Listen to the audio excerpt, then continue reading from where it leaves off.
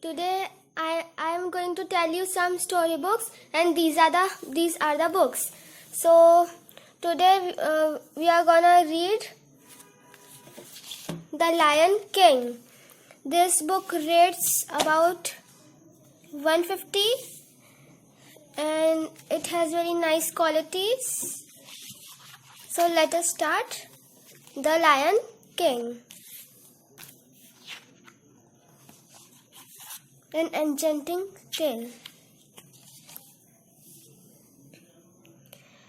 As the morning sun rose high over the African plains, animals and birds gathered at the foot of Pride Rock. "There he is!" one of them cried. Suddenly,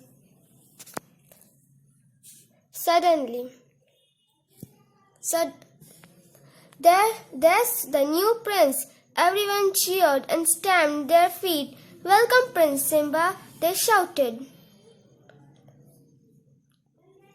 They watched in silence as Rafiki, a wise old baboon, raised the lion cub high in the air. The clouds parted and the sun's rays shone down on the future of King.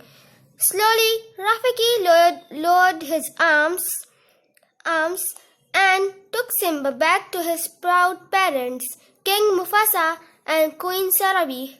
It was a special day.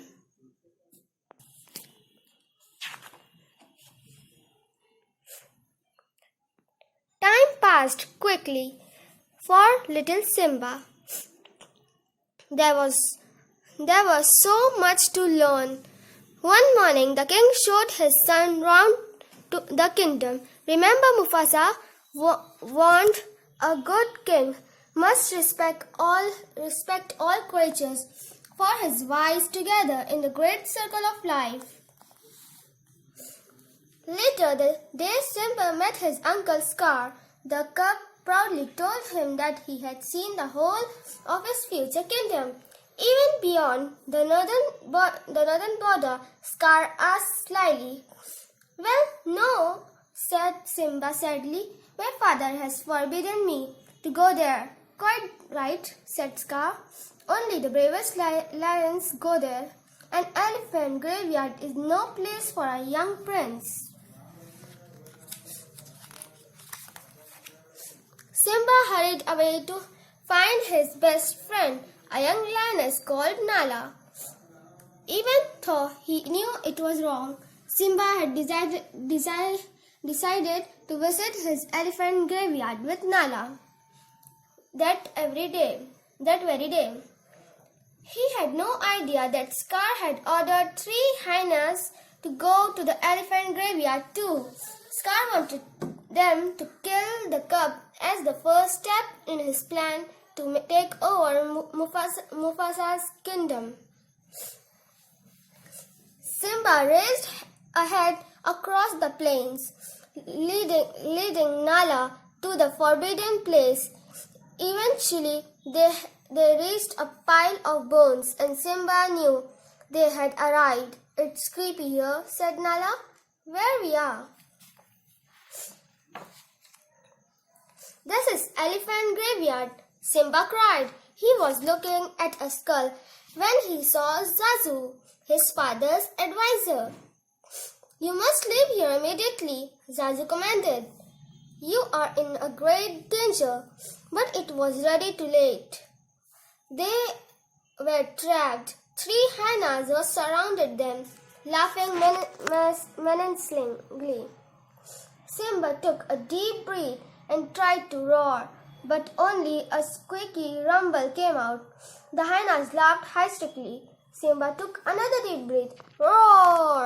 The 3 hyenas looked round into the eyes of King Mufasa. The hyenas fled howling into the mist.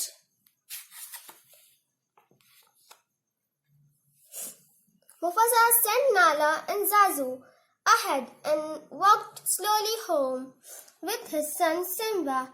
"I am disappointed in you. You disobeyed me and put yourself and others in a great danger." Simba felt terrible. "I was only trying to be brave like you," he tried to explain. Being brave doesn't mean you go looking for trouble, said the king gently. The moon shone brightly above them, and the stars twinkled in the dark sky. Mufasa stopped. Look at the stars. From there, the great kings of the past looked down on us. Just remember that they'll always be there to guide you, and so will I. Simba nodded. I'll remember. By the next day, Scar had devised another plan to get rid of Mufasa and Simba. He led Simba to the bottom of a gorge and told him to wait for his father. Then the hyenas started a stampede among a herd of wild beasts. At that moment, Mufasa was walking along a ridge with Zazu. Simba, he cried, I am coming. The king raced down the gorge and rescued his son, but he could not save himself. He fell onto an overhanging rock as wild beasts swept by him. Looking up, he saw his brother, Scar. Then he pushed Mufasa into the path of trembling wild beasts. When the stampede was over, Simba ran to his father's side. Father, he whimpered, nuzzling Mufasa's mane. But the king did not reply, and the Simba started sobbing. Simba, said Scar coldly, what have you done? This is all your fault, he lied. The king is dead, and you must never show your face in the pride again. Run away and never return. As Scar returned to take the royal throne at the Pride Rock for himself, Simba stumbled, exhausted and frightened, through the grasslands towards the jungle. He took a few more shaky steps and collapsed. Hungry vultures circled above him. Eventually, Simba opened his eyes. A warthog called Pumbaa and Timon, a meerkat, were gazing down at him. They poured water into his dry mouth. You nearly did, said Pumbaa. We saved you. Thanks for your help, said Simba. But it doesn't matter. I've nowhere to go. Why not to stay with us, said Timon. Kindly put your past behind you. Remember, Hakuna Matata? No worries. That's the way we live. Simba thought for a moment and decided to stay in the jungle with his few friends. Many years later, deep in the cave, Rafiki stared at the picture of a lion. It is time, he said, smiling and prepared to leave. The next day, Simba rescued Pumbaa from a hungry lioness. It was Nala. The two friends were delighted to see each other again. Nala told Simba about Scar's reign of terror at Pride Rock and begged him to return. With you alive, Scar has no right to the throne, she said. I can't go back. I am not fit to be a king, said Simba sadly. You could be, Nala told him. Simba showed Nala his favorite place in the jungle. It's beautiful, she said. I can see why you look like. But it's not your home. You are hiding from the future. She turned and left her friend alone. That night, Simba lay by a stream thinking he heard a noise and looked up. Come with me, said Rafiki. I will take you to your father. Simba followed him in wonder to the edge of the stream. As Simba looked into the water, his reflection gradually changed shape and became his father's. The reflection rose into the sky and Simba heard Mufasa's voice. Simba, you must take your place in the circle of life. You are my son and the one true king. Then the reflection and Rafiki disappeared. Back at the Pride Rock, the rains had been late coming and the land was dry. The hyenas paced impatiently round King Scar.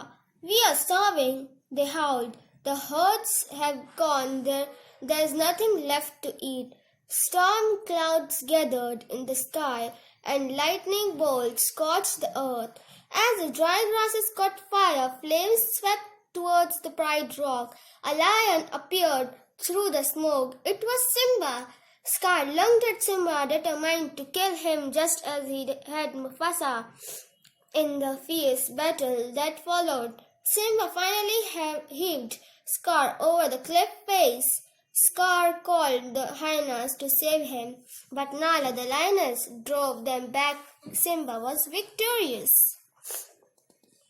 Nala went Simba's side. "Welcome home," she whispered. As they smiled at each other, it started to rain. The heavy drops soaked the dry ground and stream beds filled up once more. The plains came back to life and herds returned. The dawn, the animals and birds made the way again on the foot of Pride Rock. Watched by the lions, Pumbaa and Timon, Rafiki picked up the tiny cub. He showed the new prince, the son of the King Simba, and Queen Nala to cheering crowd. That night, Simba watched the stars rise in the sky. "Everything's all right, Father," he said softly. "You see, I remembered." And the stars seemed to twinkle in reply. The end.